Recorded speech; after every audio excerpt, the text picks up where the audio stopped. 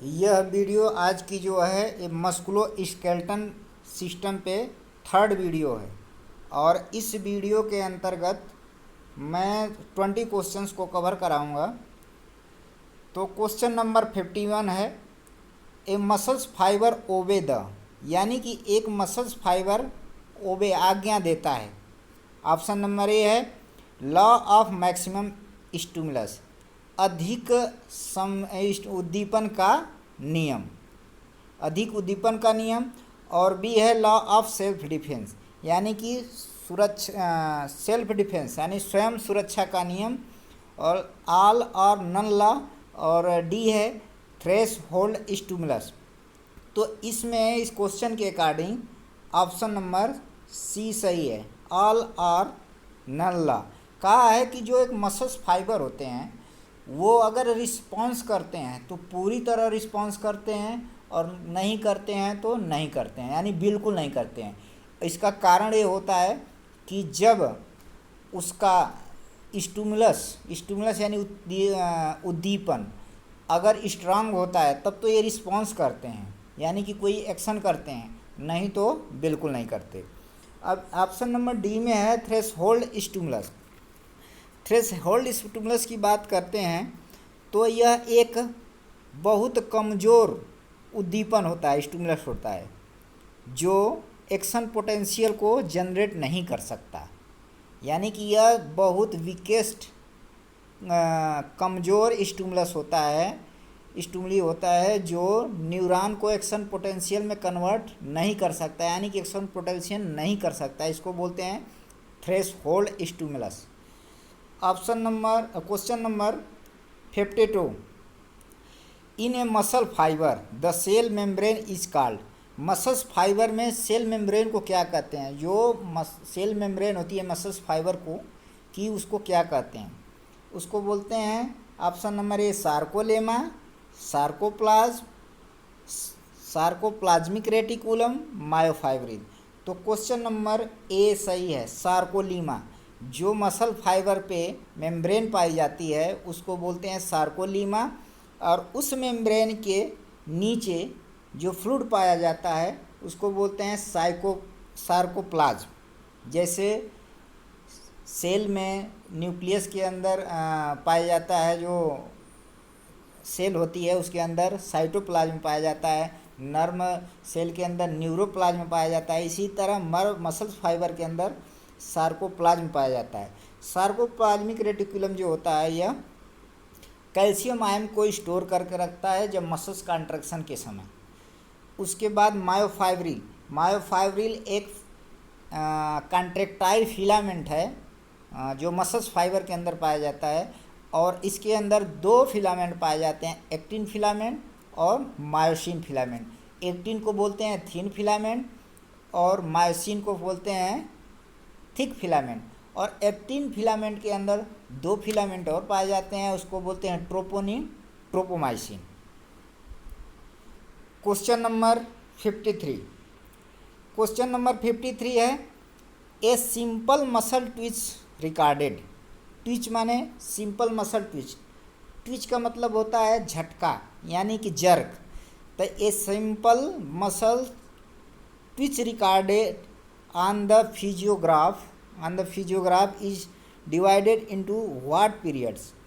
यानी कि जो कहा है कि एक जो मसल्स में ट्विच कंट्रैक्शन होता है उसको फिजियोग्राफ पे रिकॉर्ड किया जाता है, उसको कौन से पीरियड में डिवाइड किया जाता है, किस पीरियड में डिवाइड किया जा सकता है, रिकॉर्ड किया देखा जा सकता है।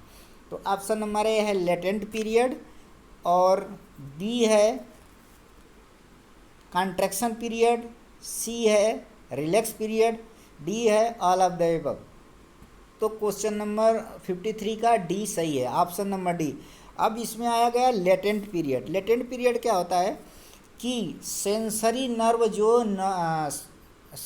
नर्व जो इन्फॉर्मेशन को रिसीव करती हैं और रिस्पांस करती हैं, यानी इन्फॉर्मेशन को रिसीव करना और रिस्पांस देना, उसके बीच जो डिले होता है, जो लेट होता है, जो टाइम लगती है, उसको बोलते हैं लेटेंट पीरियड। फिजियोलॉजी में नर्व एक्सरसाइज फिजियोलॉजी का टर्म है कि लेटेंट पीरियड, जब कोई इन्फॉर्मेशन आया, सेंसरी नर्व रिसीव की और रिस्पांस की, यानी कि रिसीव और रिस्पांस के बीच जो टाइम लगती है, जो डिले होता है, जो लेट होता है, उसको बोलते हैं लेटेंट पीरियड। तो एक फिजियोग्राफ के द्वारा ये तीनों देखे जा सकते हैं, लेटेंट, कॉन्ट्रैक्शन में संकुचन समय और रिलैक्सेशन समय। तो इसलिए all of the above. Question number 54, question number 54 में है the visual graph form from changing the mechanical force of contraction into the in electrical current is called. कहा है कि जो विजुअल ग्राफ होता है, मान लो ये देखा जा सकता है विजुअल ग्राफ में, और मैकेनिकल फोर्स से इलेक्ट्रिकल फोर्स में कन्वर्ट, जब हम किसी विजुअल ग्राफ पे मसल्स में मैकेनिकल फोर्स से इलेक्ट्रिकल फोर्स में हम देखते हैं तो उसको क्या बोलते हैं? मसल्स की बात किया है। ट्विच पैटर्न माने जो कॉन्ट्रैक्शन का पैटर्न देखते हैं। EKG का मतलब होता है इलेक्ट्रोकार्डियोग्राफ, यानी ECG भी बोलते हैं इसको या EKG बोलते हैं, इलेक्ट्रोकार्डियोग्राफ।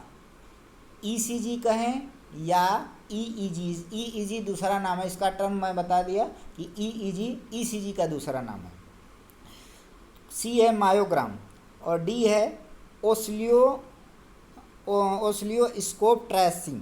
तो इसमें ऑप्शन नंबर C है, मायोग्राम के ही द्वारा हम ये देख सकते हैं कि मैकेनिकल फोर्स इलेक्ट्रिकल फोर्स में करंट में कन्वर्ट होता है। और ओस्लियोग्राफ की बात करें तो ओस्लियोग्राफ स्कोप एक है विद्युत धारा के तरंगों में परिवर्तन होने की क्रिया को पर्दे पर एक लाइन के रूप में प्रदर्शित करने वाला यंत्र है। यानी कि विद्युत धारा के तरंगों में परिवर्तित होने वाली क्रिया को पर्दे पर एक लाइन के रूप में प्रदर्शित करने वाला यंत्र है। Question number 55, potassium ions which are stored in sarcoplasmic reticulum are essential for muscles contraction। कहा है कि पोटेशियम आयन जो होता है सार्कोप्लाज्मिक रेटिकुलम में स्टोर होता है। क्या यह मसल्स कॉन्ट्रैक्शन के लिए अनिवार्य है? तो इसमें ट्रू और फॉल्स कहा है, तो इसमें होगा ऑप्शन नंबर बी, यानी कि फॉल्स। जो सार्कोप्लाज्मिक रेटिकुलम की बात किया है, सार्कोप्लाज्मिक रेटिकुलम में कैल्शियम आयन स्टोर होता है और पोटेशियम आयन जो है ये एक्सॉन के अंदर होता है और बाहर सोडियम आयन होता है और पोटेशियम आयन अंदर होता है। तो question number 56, the contractile elements of muscles fibre are called. Muscles fibre के the contractile elements of muscles fibre are called. जो मसल्स के जो संकुचन इकाई है, एलिमेंट्स है मसल फाइबर को, उसको क्या बोलते हैं? मसल फाइबर के संकुचन तत्व को क्या बोलते हैं? क्रिएटिन फास्फेट ये संकुचन तत्व नहीं है। सार्कोप्लाज्म सी है सार्कोप्लाज्मिक रेटिकुलम और डी है मायोफाइब्रिल। तो मायोफाइब्रिल ही एक कॉन्ट्रैक्टाइल एलिमेंट्स है। क्रिएटिन फास्फेट अलग चीज़ हो गई। सार्कोप्लाज्म वो जो सार्कोमियर के नीचे पाई जाती है, फ्लूइड होता है, और सार्कोप्लाज्मिक रेटिकुलम जहाँ पे कैल्शियम आयन स्टोर होता है। और इसमें ई है न्यूरोमस्कुलर जंक्शन जहाँ पे मसल्स फाइबर और नर्व फाइबर अटैच होते हैं, उसको बोलते हैं neuromuscular junction. Question number 57, myofibril have light and dark band called neuromuscular junction. कहा है कि मायोफाइब्रिल जो है डार्क और लाइट बैंड रखती है, उसको बोलते हैं न्यूरोमस्कुलर जंक्शन। तो इसलिए यह गलत है। न्यूरोमस्कुलर जंक्शन में बता दिया कि जहाँ नर्व और मसल फाइबर मिलते हैं उसको न्यूरो गैप होता है, उसको बोलते हैं न्यूरोमस्कुलर जंक्शन। और इसमें लाइट और डार्क बैंड की बात कर दिया तो एक्टिन फिलामेंट और मायोसिन फिलामेंट। एक्टिन को बोलते हैं थीन फिलामेंट और मायोसिन को बोलते हैं थिक फिलामेंट। तो इसमें जो एक्टिन फिलामेंट है, एक्टिन, इसको बोलते हैं लाइट बैंड और मायोसिन को बोलते हैं dark band. Question number 57, question number 57 हो गया। और question number 58, a sarcomere extend between two dark line, यानी कि एक सार्कोमियर ए हो गई, सार्कोमियर, और टू डार्क लाइन, ये दो डार्क लाइन हो गई, इसी को बोलते हैं जेड लाइन, इसको बोलते हैं जेड लाइन। तो ये जेड लाइन के बीच एक्सटेंड होती है। और सार्कोमियर होती है कॉन्ट्रैक्टाइल यूनिट ऑफ मसल्स, यानी कि मसल्स, मांसपेशी की संकुचन इकाई। क्वेश्चन पूछता है कि कॉन्ट्रैक्टाइल यूनिट मसल्स की कौन सी होती है, तो उसको बोलते हैं सार्कोमियर, सार्कोमियर। तो इसे जेड लाइन के अंदर ये एक्सटेंड होती है। Question number 59, the two types of protein filament in sarcomere are troponin and tropomyosin. कहा है कि the two types of protein filament in sarcomere are troponin and tropomyosin. इसमें कहा है कि जो सार्कोमियर होती है वो में दो तरह की फिलामेंट होती है, दो तरह की प्रोटीन फिलामेंट होती है, उसको बोलते हैं ट्रोपोनिन और ट्रोपोमाइसिन। बिल्कुल ये गलत है। सार्कोमियर तो एक मेम्ब्रेन होती है, लेकिन ट्रोपोनिन और ट्रोपोमाइसिन एक प्रोटीन फिलामेंट होता है जो एक्टिन फिलामेंट के अंदर पाया जाता है। Question number 60, according to the sliding filament theory के अनुसार dash is are the filament that slide, यानी कि कौन सा फिलामेंट, डैश की बात का है, कौन सा फिलामेंट स्लाइड करता है। तो neuromuscular junction, option number A है, एक्टिन, मायोसिन और मायोफाइब्रिल। तो एक्टिन फिलामेंट मायोसिन पे स्लाइड करता है, यानी कि ये बैंड करता है। तो ऑप्शन नंबर बी सही है। मायोसिन की बात कर दिए, फाइब्रिल को भी बता चुके हैं, न्यूरोमस्कुलर भी एक्सप्लेन कर चुके हैं। तो question number 61, in the presence of calcium ion and ATP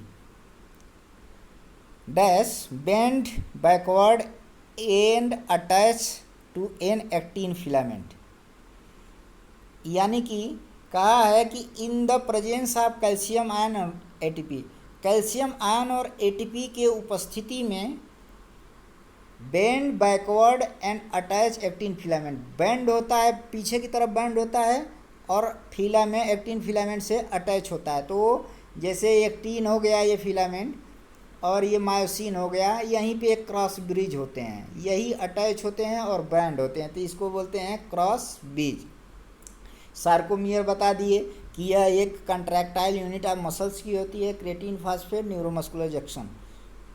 question number 62, question number 62 है, आफ्टर अटैचिंग, यानी कि अटैचिंग के बाद, after attaching the cross bridge of the myosin bend forward and the dash pull is pull along, यानी कि कहा है कि आफ्टर अटैचिंग, अटैचिंग के बाद cross bridge of myosin bend forward, जो मायोसिन का क्रॉस ब्रिज होता है वो फॉरवर्ड बैंड होता है, फॉरवर्ड बैंड होता है।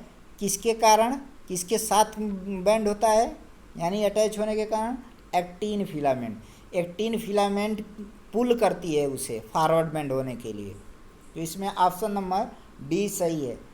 न्यूरोमस्कुलर जंक्शन को एक्सप्लेन कर दिया, सार्कोमियर एक्सप्लेन कर दिया, आई बैंड इसी को बोलते हैं डार्क बैंड, यानी कि myosin.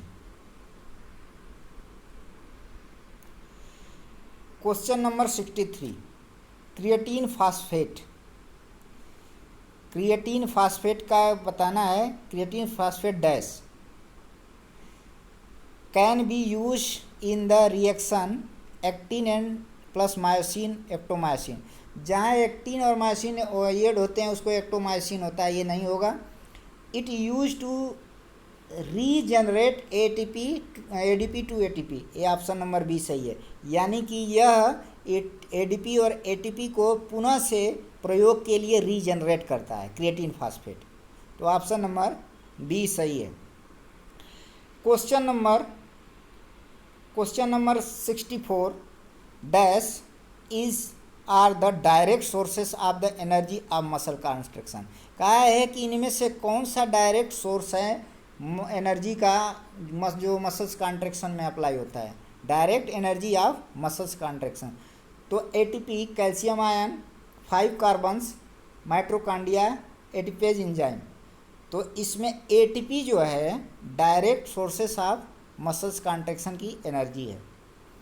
Question number 65 oxygen depth associated with, oxygen depth is associated with. तो ऑप्शन नंबर ए है the metabolism of lactate that have as accumulated with exercise. यानी कि जब हम एक्सरसाइज किए होते हैं और उस समय जो लैक्टेड यानी एक्लूमेट होता है, शरीर में जमा होती है लैक्टिक एसिड, उसका metabolism. Option number A. B है प्रोडक्शन ऑफ एटीपी, यानी कि ऑक्सीजन डेप्थ के बाद जब होती है उस समय तो एटीपी का प्रोडक्शन होता है। और सी है continue heavy breath after exercise, continue heavy breath after exercise के बाद कंटिन्यू हैवी ब्रीथ। तो ऑप्शन नंबर डी है all of the way above. जब ऑक्सीजन डेप्थ की प्रक्रिया होती है तो ये सारी प्रोसेस हमारे शरीर में घटित होती हैं। अब ऑक्सीजन डेप्थ क्या होता है कि the consume of oxygen just after activity, यानी कि जब हम कोई एक्सरसाइज करते हैं और एक्सरसाइज करने के बाद रिकवरी के समय जितना हम नॉर्मल अवस्था में ऑक्सीजन को कंज्यूम करते हैं उसको बोलते हैं ऑक्सीजन डेप्थ। इसको एच.वी. हिल ने दिया था, ऑक्सीजन डेप्थ का जो सिद्धांत दिया था एच.वी. हिल। क्वेश्चन नंबर 66 है the sliding filament theory of muscles contraction involve. यानी कि sliding filament theory muscles contraction में क्या इन्वॉल्व है, calcium ion release ATP for energy. यानी कहा कि कैल्शियम आयन एनर्जी के लिए रिलीज होती है, एटीपी एनर्जी के लिए रिलीज होती है। और बी है calcium ion binding with troponin, यानी कि कैल्शियम आयन ट्रोपोनिन से बाइंड होता है which shift tropomyosin and allow to myosin binding site. तो ऑप्शन नंबर बी सही है। यानी कि कैल्शियम आयन ट्रोपोनिन से बाइंड होता है जो कि ट्रोपोमायोसिन शिफ्ट होता है allow to myosin binding site के लिए। तो क्वेश्चन नंबर 66 का बी सही है। अब question number 67 when A muscles relaxes even through stimulation continue is called. यानी कि कहा है कि व्हेन ए मसल रिलैक्सेस, जब मसल्स रिलैक्स होती है, इवन थ्रू स्टिमुलस कंटिन्यूस, परंतु स्टिमुलस कंटिन्यू होते हैं। यानी कि मसल तो रिलैक्स हो जाती है, शिथिल हो जाती है, परंतु स्टिमुलस कंटिन्यूस आते रहते हैं, फिर भी हमारी मसल रिस्पॉन्स कोई चीज़ नहीं करती, तो उसको बोलते हैं, क्या बोलते हैं, समेशन टेटनस और buildup of lactate from pyruvic acid. यानी कि पायरुविक एसिड से लैक्टिक एसिड बनना, फटीग थकान, मसल स्टीच। तो इसमें ऑप्शन नंबर डी सही है कि मसल रिलैक्स हो जाती है, काम करना बंद कर देती है, स्टिमुलस आते रहते हैं परंतु वह काम करना बंद करती है, कोई रिस्पांस नहीं देती, तो इसको बोलते हैं थकान। Question number 68 the junction between a nerve and A muscle is called. यानी कि नर्व और मसल्स बीच जो जंक्शन होता है उसको क्या बोलते हैं। Option number A neuromuscular junction, synapse, sarcomere, neurotransmitter. तो option number A neuromuscular junction बोलते हैं।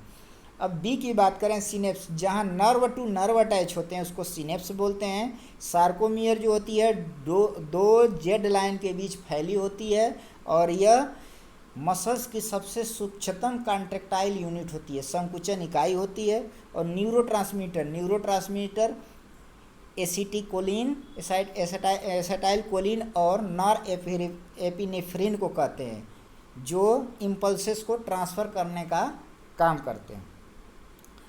Question number 69, A muscles contraction being with release of, a muscles contraction being with release of dash which reaches a sarcolemma depolarizing the sarcolemma।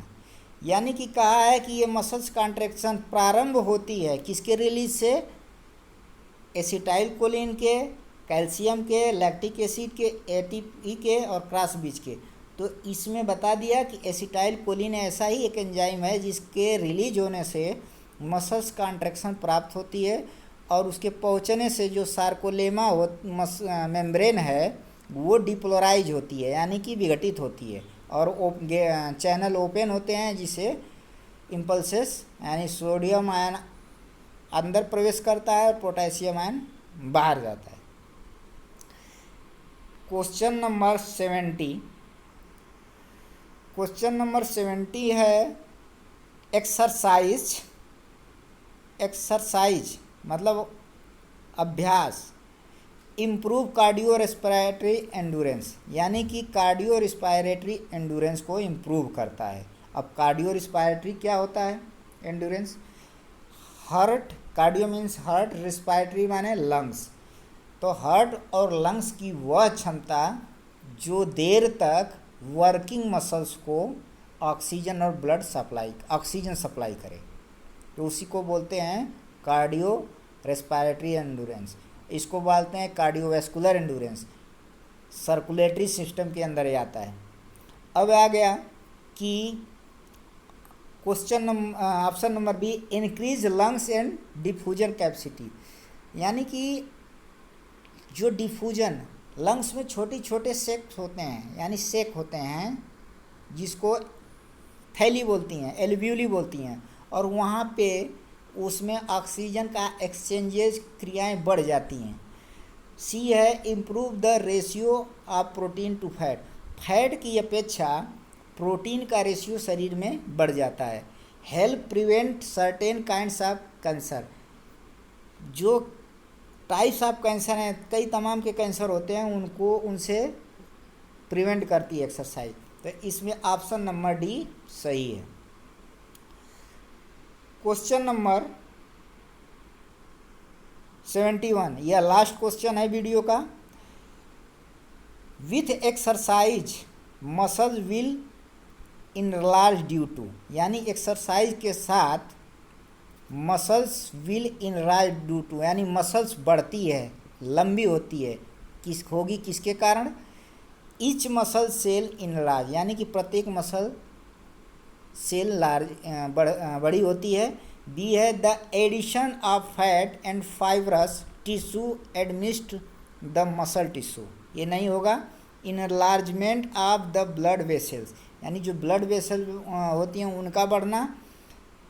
उसके बाद D है the number of myofibril with in muscles fibre increase, तो ये सही है, option number D सही है कि the number of myofibril with in muscle fibre increase, यानी कि मसल्स फाइबर के अंदर मायोफाइब्रिल की संख्या बढ़ती है। तो ऑप्शन नंबर डी सही है। इस प्रकार मैं आज 20 क्वेश्चंस को कवर किया हूँ और आपके लिए यह इम्पोर्टेंट है। नए नए टर्मिनोलॉजी को यूज किया हूँ, इसलिए आप लोग वीडियो को ध्यानपूर्वक देखिए, अपने दोस्तों को शेयर करिए, लाइक और सब्सक्राइब करिए, ताकि मुझे और वीडियो बनाने में हेल्प